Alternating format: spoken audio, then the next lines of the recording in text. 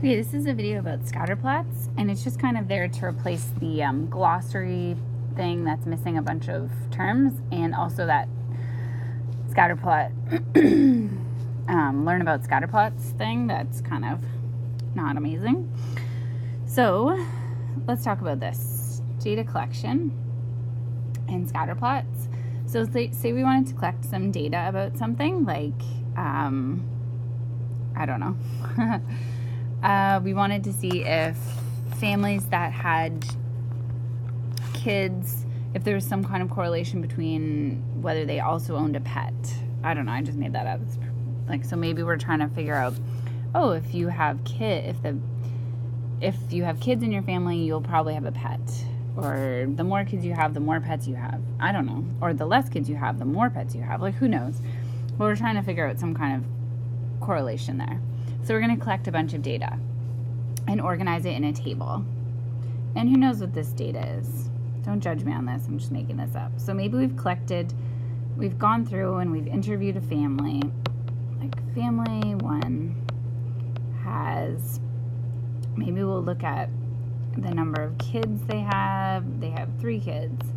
And then the number of dogs they have. And they have 1 dog. And who knows? Like, we'll just collect a bunch of data in our table. And it'll be like all these numbers from each of the family members. So it'll be all these stuff in a table. And when you look at the table, it's really hard to make any kind of conclusions or see any patterns in this table. So we need a way to organize this data. So we use a graph and we use a scatter plot to help us.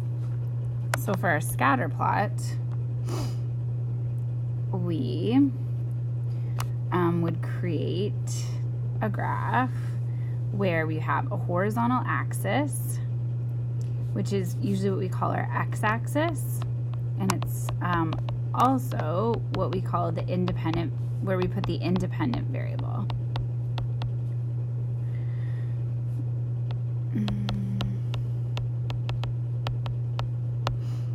Dant? Ugh. Okay, I'm having some spelling problems. I need Conrad. Okay, and then this y-axis is where we would put our dependent variable. I'm going back to my E thing. Dependent. A lot of E's. Where we put our dependent variable. Okay, so we have an x and y axis, and we call the variables that we put on each axis independent and dependent. So if I was trying to prove that the number of kids you have influences how many animals you have, then I would put number of kids on the x-axis, because I think that's just there, and I think that influences how many pets you're gonna have. So then I would put pets on this axis. So you put things in certain places on the scatter plot depending on whether you think one kind of influences the other. And then we would just plot our data from our table. So we would be like, oh, this family has 1 kid and 7 pets. So we'd put our data point there.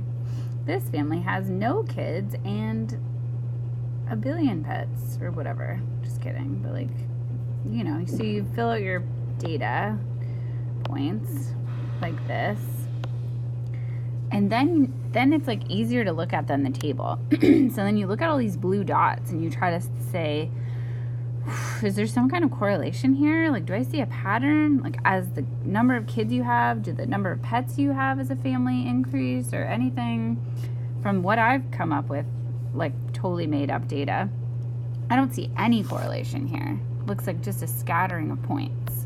So here I could say there's no correlation. There doesn't seem to be any kind of match, like any kind of pattern. They're not going up or down, or they're just all clumped in a circle. So I can't make any kind of conclusions. But just, we'll talk about correlation for a second. If my scatter plot looked more like it followed kind of a line or something like this, like it's kind of all the points are kind of going up to the right, then I could draw what's called a line of best fit, which just kind of represents the pattern that our points are going in. So this type of correlation would be positive correlation. It's going up to the right. And it's also saying that both variables are increasing. So as whatever's on the x, like let's just go with my original example since I'm not good at thinking of things on the spot. As the number of kids we have increases, so do the number of pets. So like both variables are increasing as we go, as we read our graph from left to right. Whereas negative correlation would look like this. The points would be kind of going down to the right. So when we draw our line of best fit, it would look like a negative slope. So that's called negative correlation. And that's when one variable is increasing, but the other one is decreasing. So on the x-axis here, it's still going to be increasing. So we're still moving, we're still plotting our points up to the right. So this, if we're just talking about the exact same thing, because I have no idea what kind of correlation that would be anyways. So as the number of kids you have increases, so I have 5 kids, but I almost have no pets. So the number of pets are decreasing as the number of kids. Okay, sorry, I pushed a button there. So yeah, the number of kids, as the number of kids increases, the number of pets decreases. So positive is when both variables are increasing, and negative is when one is increasing, but the other is decreasing. And I think that's pretty much it. The only other thing would be if the correlation's strong or weak.